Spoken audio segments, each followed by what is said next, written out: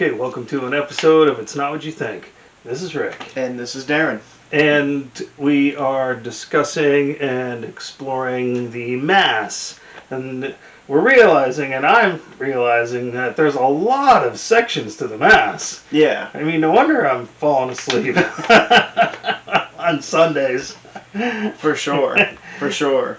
But I think this week's will be really interesting for most of us. We're going to cover what's called the sequence. Now, one of the most famous sequences that we're going to focus on and listen to exclusively today is called the Dies Irae. Mm. And so, let's give that a listen to, and then we'll come back and I'll explain it. Sure.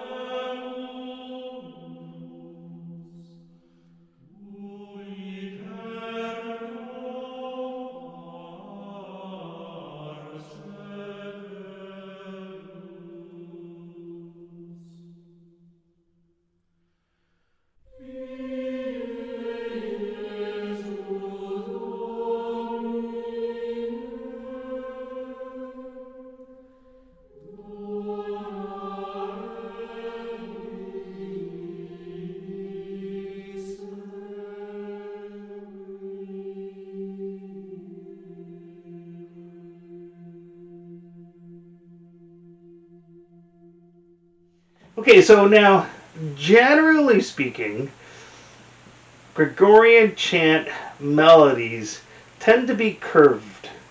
So, I see what you're saying. Yeah. Okay, now on paper, you're getting a curved, mound-like figure. Mm-hmm. And what comes to your mind? The breast and Mother Mary. Mm-hmm. And what kind of feelings are associated with that? Nurturing and loving and mothering and soothing. So it's very calming, those melody lines. This melody goes ha ha ha ha ha ha ha ha. Yeah. Okay, it's very jagged. We actually call that a sawtooth melody. Back then, I mean, you can probably imagine, like, you know, big spiky teeth of a demon or devil or like something. Like a little kid's drawing with the spiky teeth or a jack-o'-lantern. And so what sort of visceral response would arise from that? Like anxiety and fear. And that's what they were going for. Yeah, Dies Irae actually translates to Day of Wrath. Exactly, the Day of Wrath. Yeah, so I mean it goes well with the theme. Well, check this little thing out. Okay.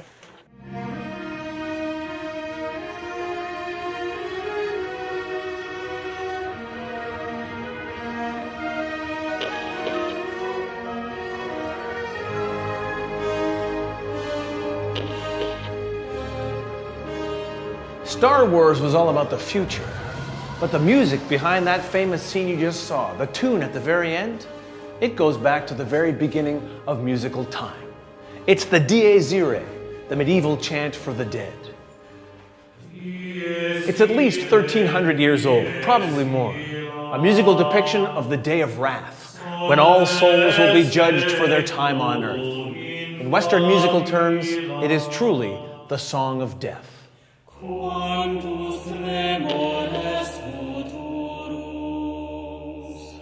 quando iudex est ventus. The Dies Irae turns up here and there through music history. But in the 19th century, after the Industrial Revolution drove thousands into the cold and grime of European cities, and pollution blacked out the sun, the Song of Death suddenly sprung to life and started turning up all over the place, like in Hector Berlioz's Symphonie Fantastique.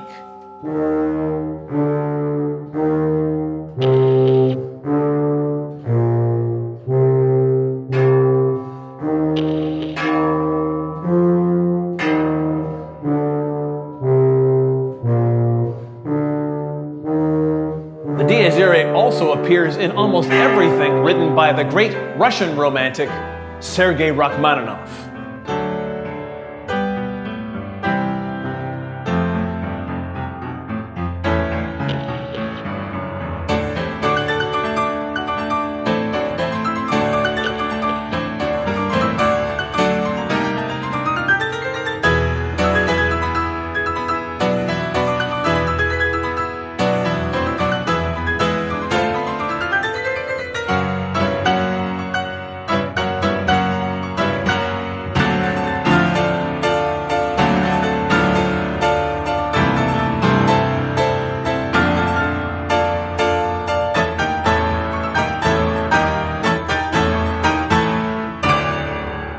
Rachmaninoff wrote that, his symphonic dances, in 1940, just before his own death. He was living, oddly enough, at the time in Beverly Hills, along with flocks of other European composers who'd escaped the war and the death camps to come to America. One of those was Dmitri Tiomkin, who started as a classical pianist, but ended up as a film score composer. He wrote the music behind Frank Capra's 1942 classic, It's a Wonderful Life.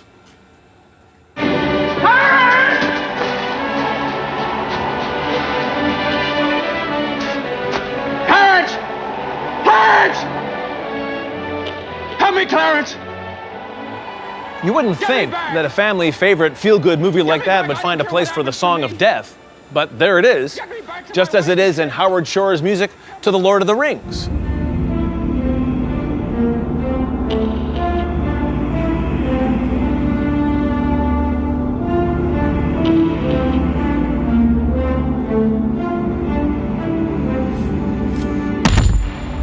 even Disney doesn't get a pass on this one, because the Dies Irae turns up, believe it or not, in The Lion King. Kill him.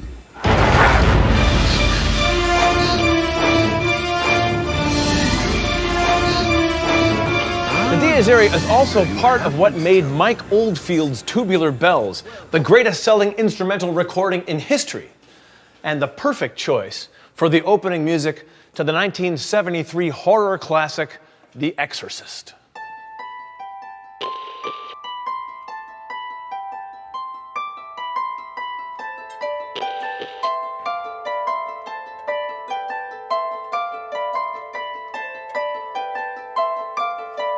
So you might be wondering who gets the composer credit for this little tune that's done so well.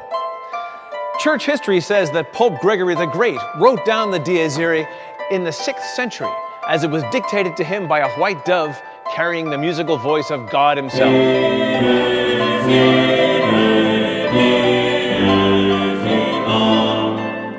So, who wrote the Song of Death? That's right, God did.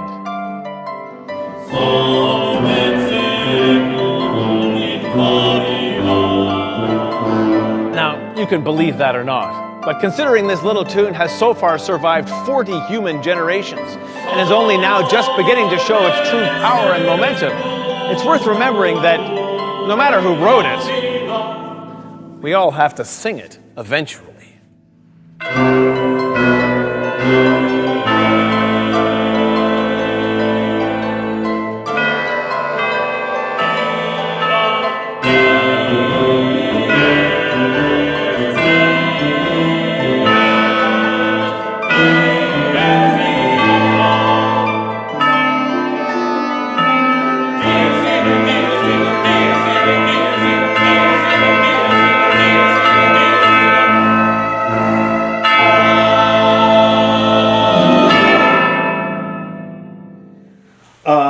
Okay, so we listen to that and we come back.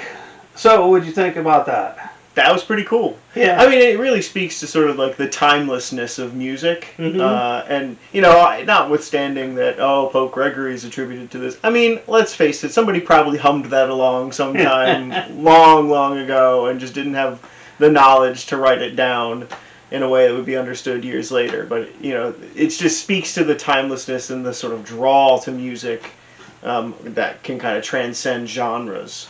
And I think it poses the question of subjective versus objective when it comes to personal responses to art. Sure. Because, granted, we listen to music and we say it's all a subjective experience. How it affects me is different than how it affects you. I may like it and think it's enjoyable. You may like it and think it's not for you.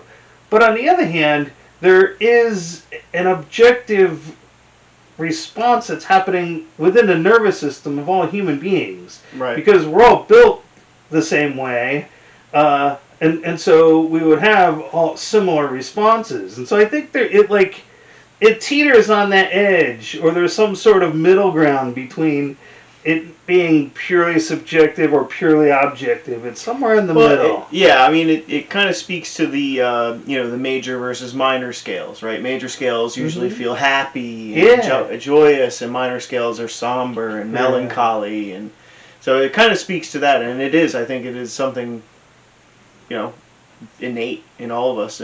The way that sound hits us, or our bodies have a reaction, a nervous system reaction, like you say. Yeah. Well, we've got a couple more. He mentioned Hector Berlioz. Verdi had a Dies Irae, and Mozart had a Dies Irae, because basically whenever you compose the Requiem, you want to stick in the Dies Irae, Yeah, well, it's interesting you say that, because the Dies Irae is a sequence. What a sequence actually is, it comes after the tract. The way that a sequence came about was through troping. So what they would do is that between the songs of the Mass at the time, between the tract and the credo, they would just sort of ad-lib and do some melismas throughout. Oh, okay. And so rather than do that, they came up with what's now called the sequence. And now there's the Dies Irae among other sequences. And the Dies Irae traditionally follows the Requiem, follows the Yes, is sung after the tract in the Requiem Mass. All right, well, let's give one of them a listen to. All right.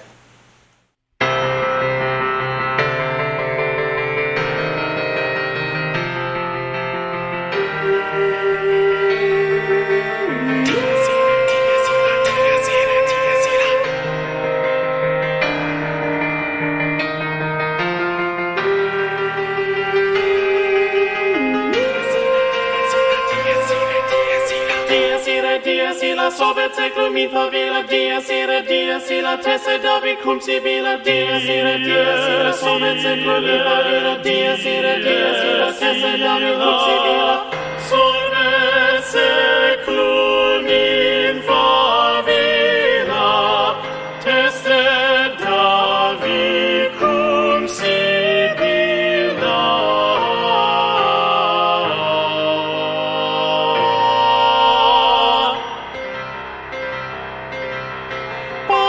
Tremores futurus quando iudex est venturus cuntas recte discussie sine quantus tremores futurus quando iudex est venturus cuntas recte discussie sine dies irae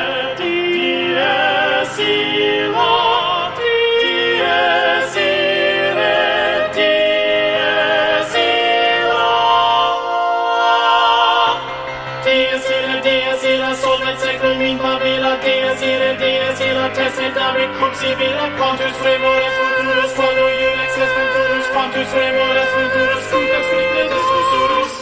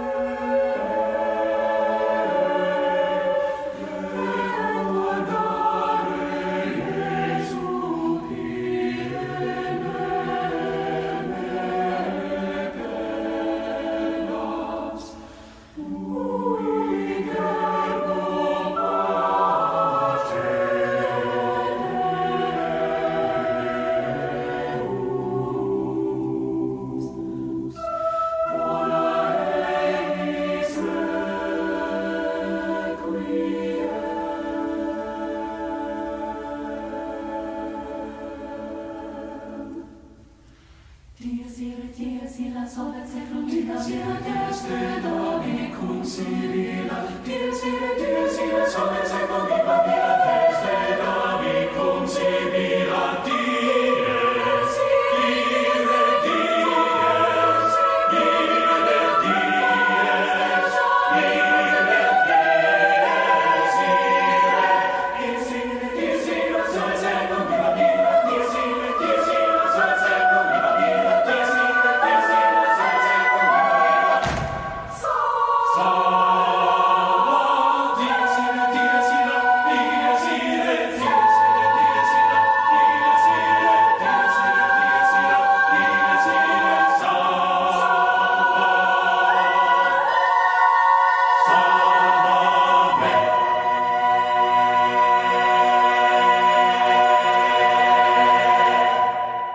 just listened to two contemporary versions of the Dies Irae.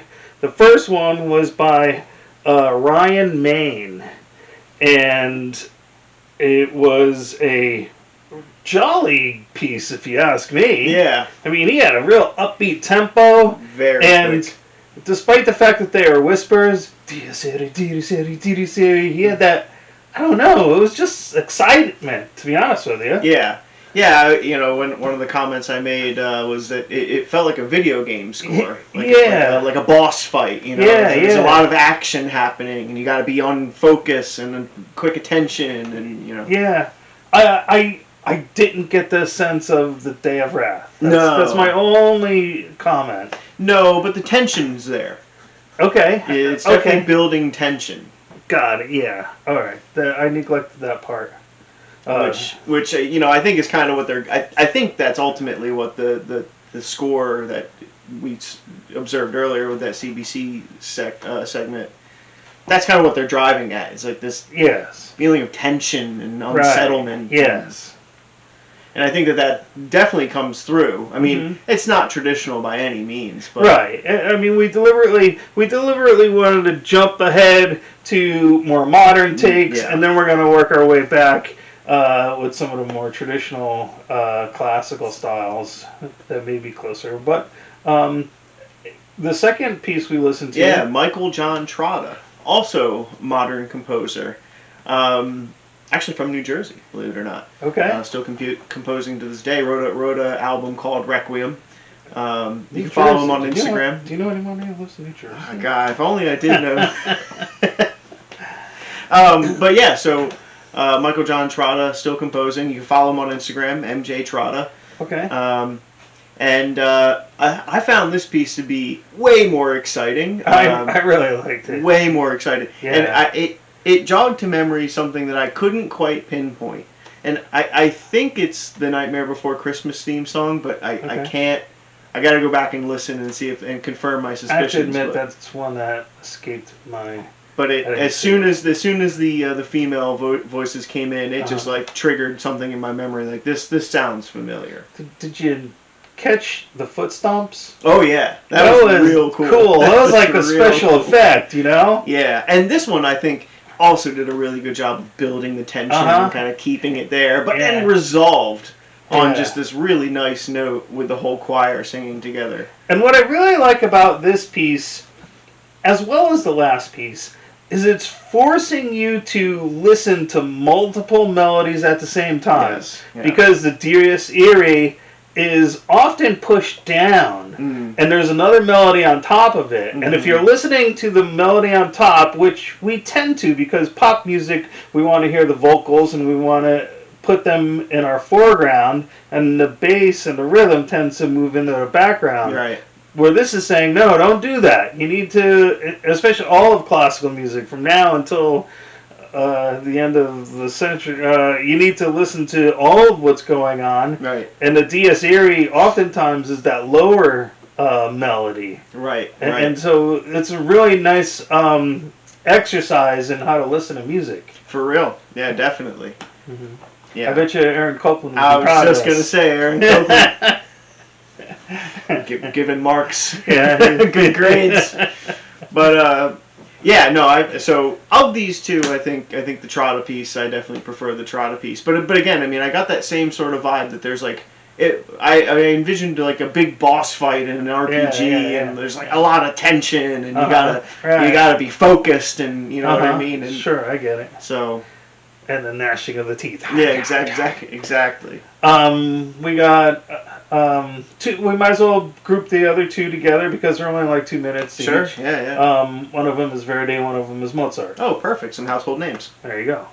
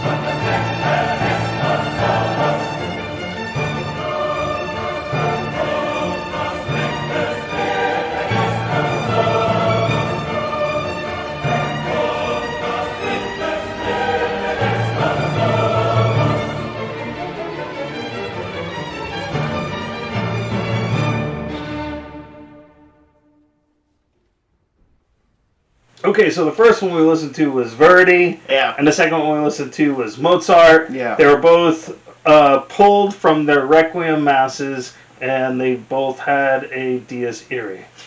Yes. Now, the one thing I noticed is that the traditional melody is up and down per syllable. Dies Irae. Where they actually gave a little more spikes. They're like da da da da da da da da da, and so it was a little more spaced out, their spikes, but they still had that jagged gnashing imagery going on. Oh yeah, but and I think enough time had progressed between when Pope Gregory apparently derived the piece from God, ordained it from God, and when these two were both writing, that I think they kind of embellished on what other composers had probably done up to this point, and by now you're starting to see a lot more of that complexity built onto the melody that's being driven. But you're right, you're still seeing that real jagged. And I mean that Verdi piece, I guarantee our viewers have heard that before in a commercial or in an ad on YouTube. And that's what's so cool about this particular piece, is that it is so inundated in our culture today that you don't even recognize it until it's pointed out. There it is. There it is. Yep, exactly. Yeah, that's really cool. But both of these, I mean, interestingly enough, I put the Trotta piece right in there with both of these pieces. The Trotta piece was pretty good. All right, we'll have to give them a little note on our... send them an Instagram DM. Yeah, that's... loved your music. That's what I was trying to say. We're going to finish off the episode with another film score, because I think it's fascinating. If you do a search for Dies Irae in the YouTube, you'll just get these compilations of film scores that use it, and it's just incredible how many film scores will use this to embellish the tension or even to create tension in a scene. Yeah, and I mean, I think in just thinking back to the CBC segment that we watched a little bit ago, the tension that's building in that Lord of the Rings scene of Bilbo getting rid of the ring. I mean, that's not only a pivotal moment in the story, but like a pivotal moment in Bilbo's life. Right. And it is literally the sort of tension of this big mass thing, and then it drops with such a heavy thud that, you know what I mean, it breaks the tension. One of my favorites.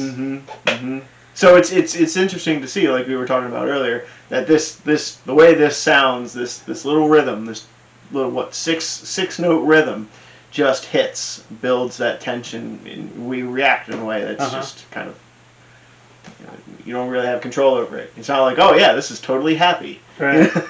Well, as you can guess, horror movies that makes sense. use it, and we got the Shining lined up. Okay.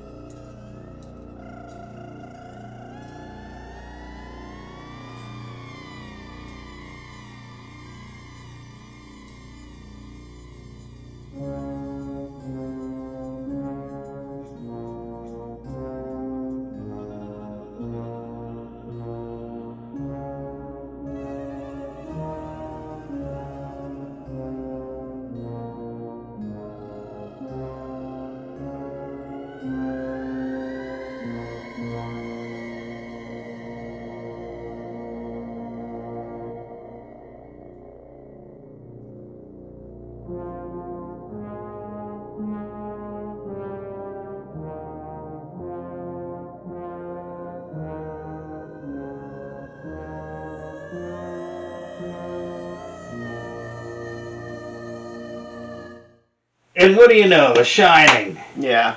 Right there. In your face. And I mean, it's not even like it's hidden away. It is front and center. That's all she did. She didn't embellish it. I say she because I think Wendy Carlos is the composer. Didn't embellish it. Didn't hide it behind lots of layers, and it just played it note for note. Those little percussive noises towards the end, I think, help add to the tension. Yeah. And the little chant in the background, but again, I mean, it's just clear and present, and that's all it is. And it's funny because even like if you had showed me that same footage of nature and a car driving on a road, and you had put Planet Earth music to it, my feeling would be totally different. Yeah. But there's a sense of foreboding. Yeah. It's like you know something ominous is gonna come. Exactly. This is definitely the beginning of a horror movie. You take that sound and you put it over top of any footage, and you're gonna go, something's gonna pop out. Yeah. This is a jump scare. Yeah. Right. So it is really interesting. I hope you had a good time. I had a good time exploring it. Tell us in the comments if you can recognize any DS irae in any of the movies or shows that you're enjoying today, and we'll give them a listen. Start listening. Stay tuned.